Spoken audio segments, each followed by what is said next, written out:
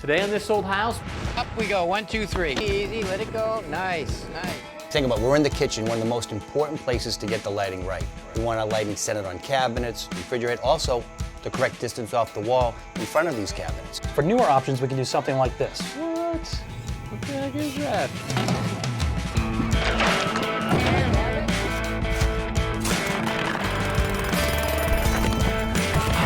That's it.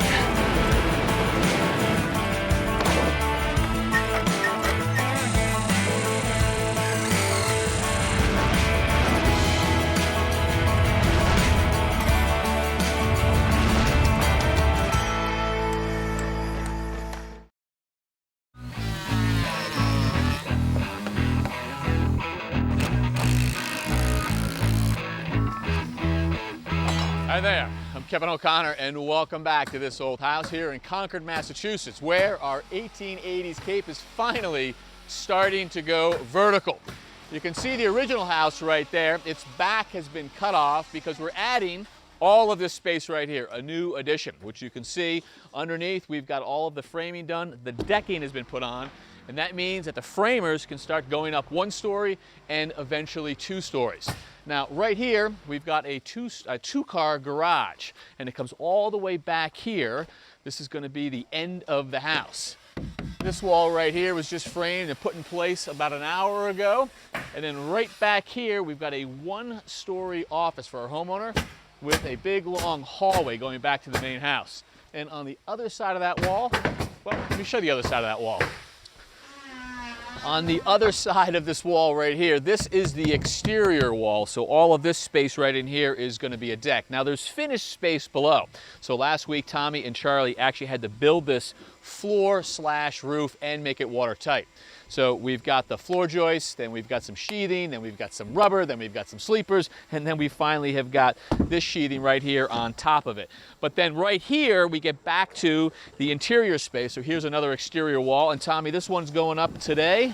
This one's going up in a few minutes. It's great that we're starting to go vertical again, isn't it? Yeah, that's what I like about framing. It seems to go fast, but it has to be really precise. Right, so rough framing we call it, but it really isn't rough. I think of it as finish work, basically, without sanding. But the joints have to be tight, and then it has to also be level, plumb, and square. Right, and so building it on the ground actually helps you get sort of that plumb, level, and square, right? Right. Well, first of all, we're on a level, flat surface, all right? So that helps right there. And you can see our locations right here. Like this is a beam that's going to run all the way up to the header. Then we have stud locations right here, and these are 16 on center. And we've also marked our post placed right here. Now these posts run all the way up the top of the wall up here with a big header up here. All right, well, what do you say we throw in? Yeah, let's throw in, we'll get it together, and then hopefully stand it up quick.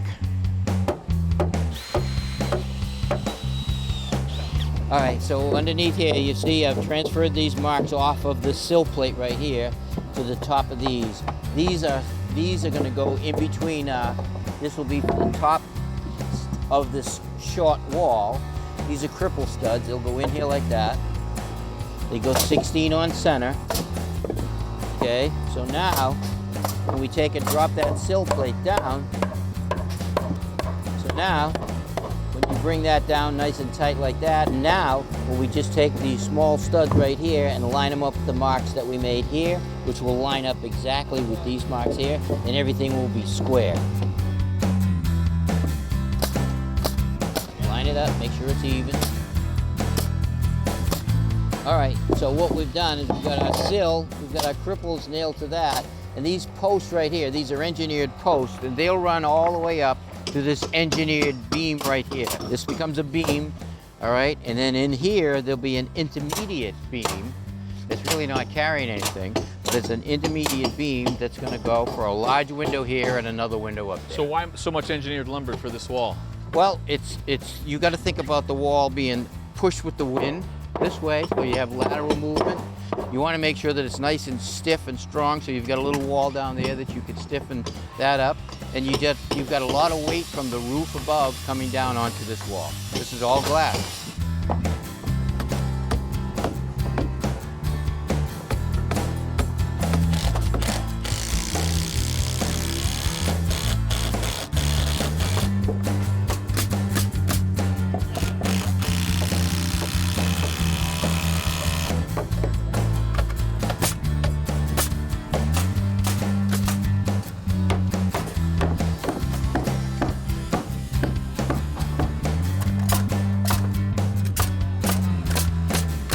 we have to put a double jack right here to carry that end of the beam.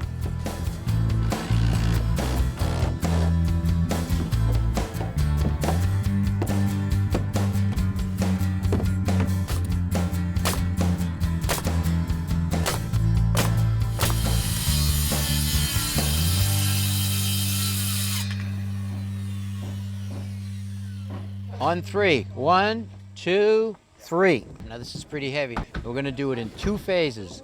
We're going to pick it up high enough so we can slide these sawhorses in under the wall. We're going to take some 16-foot pieces of 2x4 and screw them to the inside of the beams. Up we go. 1, 2, 3. Nice and easy. Push it. Easy, easy. Let it go. Nice, nice. All right, perfect. Whoa, whoa. All right, right there. Good.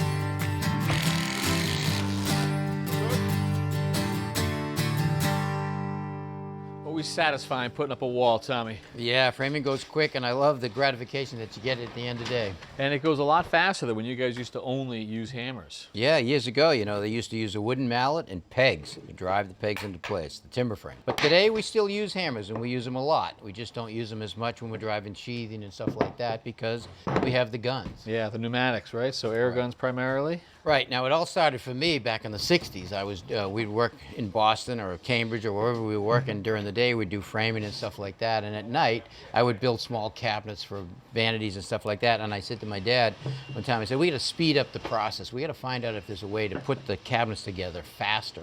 And I looked in the paper and I found an old gun like this. This is a finished gun, but I actually had a 1/4-inch crown stapler, and it saved a lot of time building the cabinets.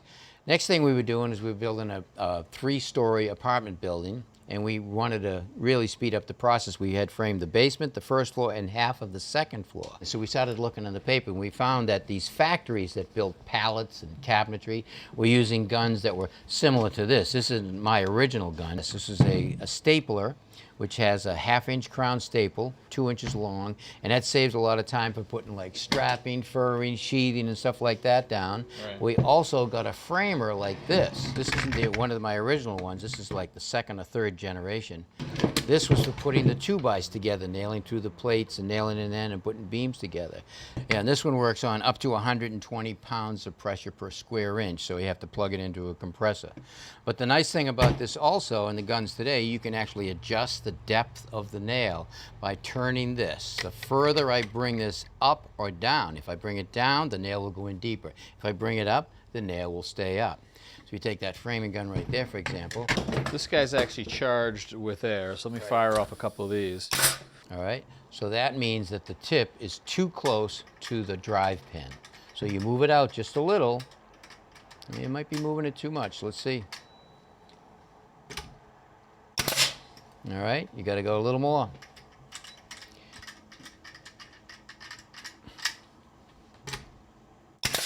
And look at that. See how you can stop that nail like that? Beautiful. All right, so what we did today, we build those walls, we put the headers in. We used to do by hand. All right, so now look, if I take a nail, and I would do it, this is what we do all day. So you take the nail, the first thing you got to do is set it, and then you got to hit it in, all right? So that would take 2 to 3 times to drive that nail in. All right, let's race. Let's just see. All right, you ready? 3, 2, 1. Let's go, Pops. Come on. Ah, see, I'm not as young as I used to be, Sonny. All right, you see that? So the guns are definitely time savers. There's all kinds of guns out there. They're pneumatic, gas-powered, high-powered. For getting in hard-to-get places, we use the thing like this. This is basically a palm nailer. Try that out. Put that nail in there. Great for hangers and stuff like that. Drive that right in. Push hard. Pretty good. Not bad at all. Yeah. So, you know, you're in a hard-to-get place. Using a hammer, you got to get around the corner and get it in like that. This really allows you to speed up the process. Love it. Look at that. So now they have guns that work off of a gas, and there's also electric. And this one here is battery powered with an electric brushless motor in it, and so you can drive nails all day with that too. See? It has adjustable tip so you can change the depth, because that really is powerful. It drove right in. couple different settings on the back right here. So this one would even bump for you as They well, call it a bump. right? So you really, if you're putting decking down and you want to really nail it off fast, so if you put it on bump, you drop the gun. Oh, that's pretty amazing for a gun that's working off a battery. Absolutely. That's why we frame so quick, because the guns help us out. All right, I love the little history lesson, but let's get back, frame some more. Yeah, we got more stuff to do. Let's do it. So you used to use a mallet, right? I did, yeah.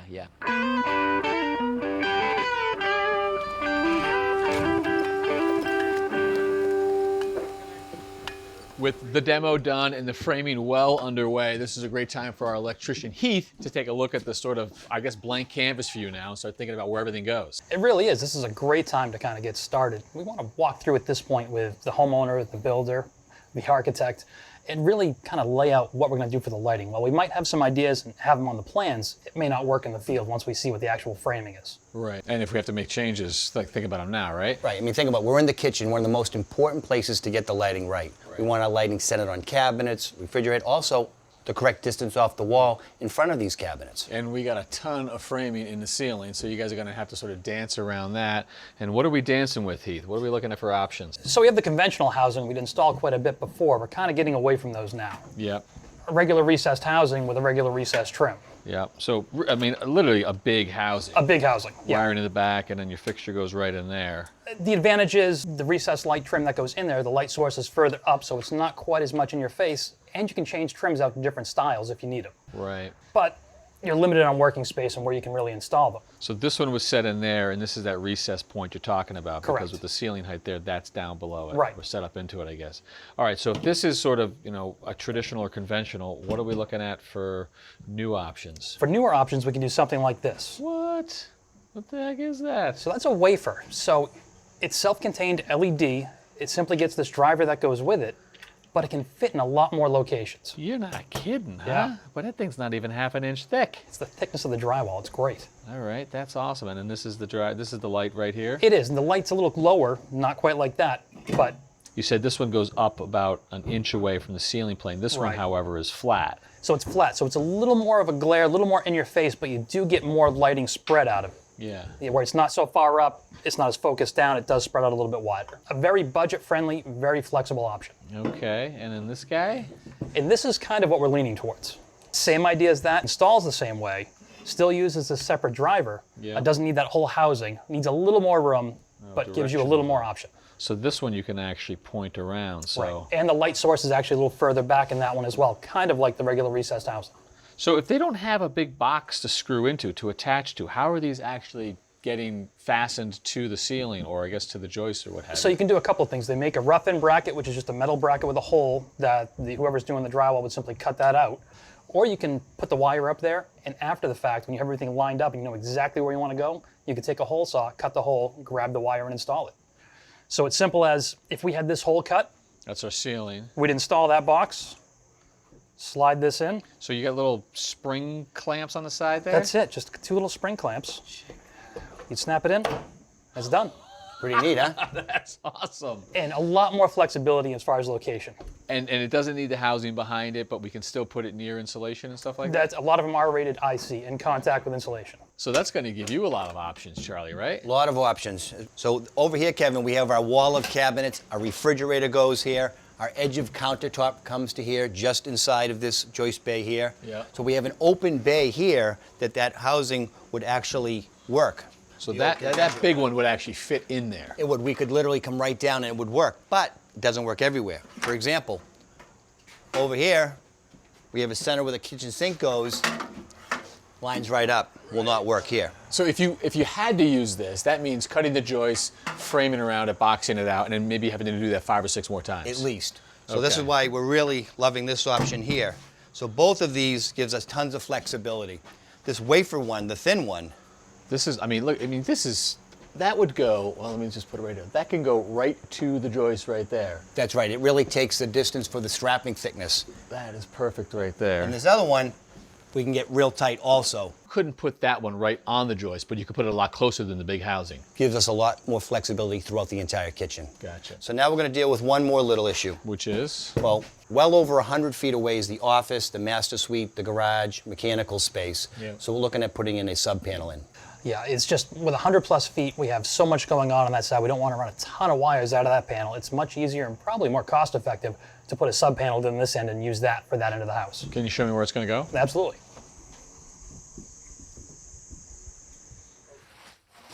Well, right now we are the furthest point away from the main house, which is actually under the office. And we have all our lines run from the boiler room, which will feed our air handlers and so forth. And now we're ready to pour a slab. All right. And so what do you think about in terms of location, Heath, for sub panel? So I'm thinking we have the pipes here. We have some dedicated equipment going there. We have an air handler probably going back in this corner. This is the open sectional wall. I think this is perfect for our 100 amp sub panel. Right to concrete or build out plywood wall and stuff? Yeah, I don't want to mount it right to the concrete. So once the slab is poured, I'm thinking we're going to build a 2x4 wall, mount some plywood, and then mount the panel to the plywood. That way we have a place to actually staple the wires down as well. So the beauty of this is you get to bring one big cable out here instead of how many individual circuits. Right, we're looking at 20 or 25 out here anyway. So instead we're going to bring one 100 amp rated cable down into this panel. Then we can come back out of this, feed everything on this end. We're going to be feeding the office, the garage, and the master suite. And the main panel is where? Back in the basement of the main house.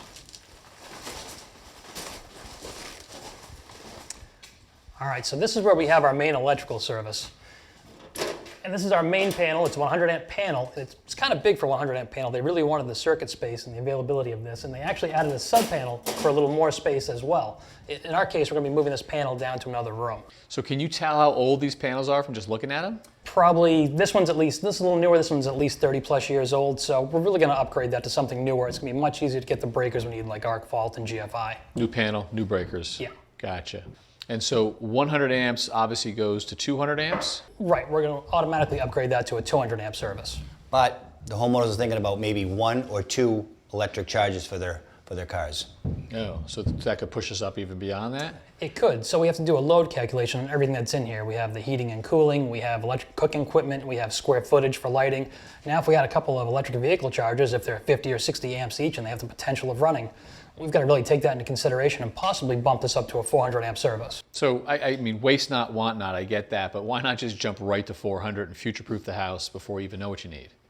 It's not quite that easy. So the utility company wants you to justify why you need 400 amps. The 200 is easy enough. You can go from the 100 to 200. It's fairly automatic. But to go to the 400, you want to give them load calculations. You want to see how much you're really using. In this case, like we talked about, the electric cooking, possible car charges. We want to make sure that comes into play because they have to do a lot of engineering on their end. Gotcha. They have to make sure they have enough power to provide you with that and future-proof it as well. Who else is going to upgrade down the road? Right, okay. So we just have to do our homework. That's right. All right, thanks guys.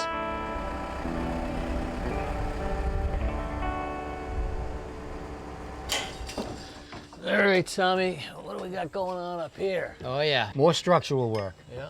So what we had here originally was a single ridge beam that went in here, all right? But because we're gonna ask this beam to do more than it did originally, we need to change it to a structural beam, which means it's gonna go from a single 1.5 inch wide to 3 pieces that are 1 3/4 wide. So doing more, it used to carry just the roof here of the original house. Now it's got to carry what, all or part of the addition too? Well, it's got to share some of the load from this roof, which is a shallower pitch roof, and you also have to think about the snow load. So this beam has to be pretty strong because we have a valley that's going to go here, and then we have all the rafters that are valley rafters going into that in this direction, and then from this valley, the roof pitch changes to this direction. Gotcha. So single ridge beam comes out, you said triple? It's going to be a triple. So we've done some preparation work already. We still have a little more to do. The window on the end, we took that window out, and because it's going to be a point load on that header, we had to change the header from a narrow header to a wider header. Again, LVLs to carry that load. And these rafters next to me are cut. I see lines here. These need to be cut. We cut those out to add for the extra thickness. So we have 4 more of those to cut. So if you want to cut that, just try to stay on that line and make it as straight and square as you can because we're going to be doing it with a reciprocating saw.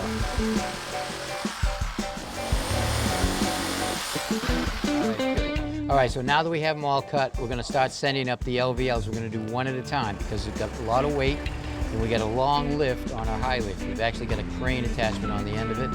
So we'll bring it in place. We're going to drop the beam on this shelf right here. We've got one down there, one here. Drop it. That should hold us where we need to be, even with the top of these, and we'll screw it in place. We're using these screws right here. These are structural screws. There's a little tip on the end to move the debris out of the way so we don't split the wood. Got a nice flat button head. And so when we drive them in place, we drive them flat to the surface so it won't interfere with the next one that's going to go against it. All right, now the center beam has to go up because we have to make sure we have nailing for the roof sheathing when it's put on. All right, so to get that angle, I'm going to take this, put it on the top of the rafter, rise it up. You're going to turn your tape, hold it tight to the side of the beam, straight up and down, ring it up and mark 12 on the tape. And now we can measure up that dimension and put marks along the beam, and that will be the location for the center one. Let's bring the beam up.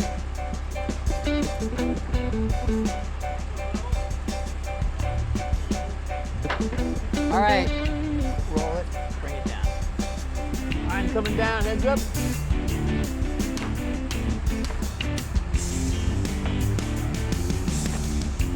All right, you ready? We got to pick it up 1.5 inches, so I'll just take a piece of scrap that's 1.5 inches high, drop it down. That should be it. All right, let me sink this one tight first at the top. Get your wedge started. Just put it in. There you go. You ready? All right, now I'm snug. All right, bottom's got to come out a little bit. How about that? Okay, you tell me. How is it? That's it right there. Looks good. All right, now I'll screw it off on the bottom.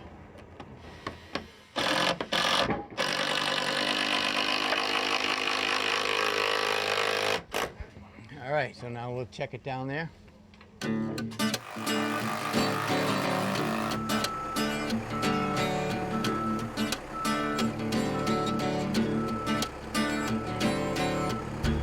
All right, let me get this strap off.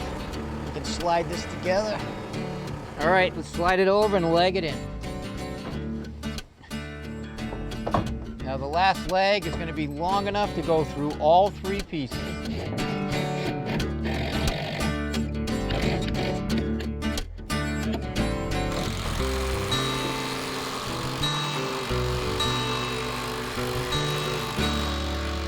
All right, our new beam is in place and all legged together. All right, and next time, a second story goes up on the addition. So until then, I'm Kevin O'Connor. And I'm Tom Silva. For This Old House here in Concord, Massachusetts.